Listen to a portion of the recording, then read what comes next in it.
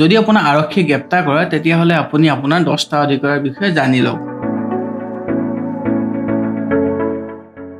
যদি আপোনাৰ পুলিচে গ্ৰেপ্তাৰ কৰিব আহে তেতিয়াহ'লে আপুনি CRPC 50 সাবসেকশন এৰ মতে আপুনি আপোনাৰ গ্ৰেপ্তাৰৰ কাৰণ জানিব পাৰে।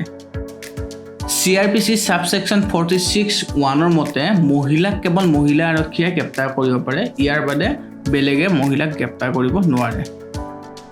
CRPC সেকশন 46 সাবসেকশন 4ৰ মতে মহিলাসকলক সূৰ্য ডুব যোৱাৰ পিছত বা সূৰ্য উদয় হোৱাৰ আগত গ্ৰেপ্তাৰ কৰিব নোৱাৰে।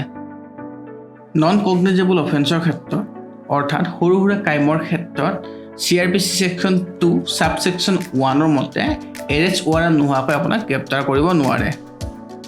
CRPC সেকশন 40 সাবসেকশন বিৰ মতে এখন এৰেষ্ট মেমো প্ৰস্তুত কৰিব লাগিব, অৰ্থাৎ আপোনাক কোন ঠাইত এৰেষ্ট কৰা হৈছে, কোন অফিচাৰে এৰেষ্ট কৰিছে আৰু কিমান সময়ত এৰেষ্ট কৰিছে এইবোৰ তাত সম্পূৰ্ণ বিৱৰণ দিয়া থাকিব।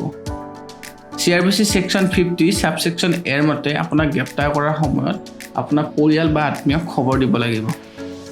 CRPC সেকশন 55 অৰ্থাৎ সাবসেকশন এৰ মতে গ্ৰেপ্তাৰ কৰাৰ সময়ত পুলিচে আপোনাৰ স্বাস্থ্য আৰু সুৰক্ষাৰ দায়িত্ব ল'ব লাগিব। CRPC সেকশন 41 অৰ্থাৎ সাবসেকশন ডিৰ মতে আপোনাক সোধা পোছাৰ সময়ত আপুনি আপোনাৰ উকিলক লগ কৰাৰ অধিকাৰ আছে। CRPC সেকশন 57 অনুসৰি আপোনাক পুলিচ থানাত 24 ঘণ্টাতকৈ বেছি আটক কৰি ৰাখিব নোৱাৰে।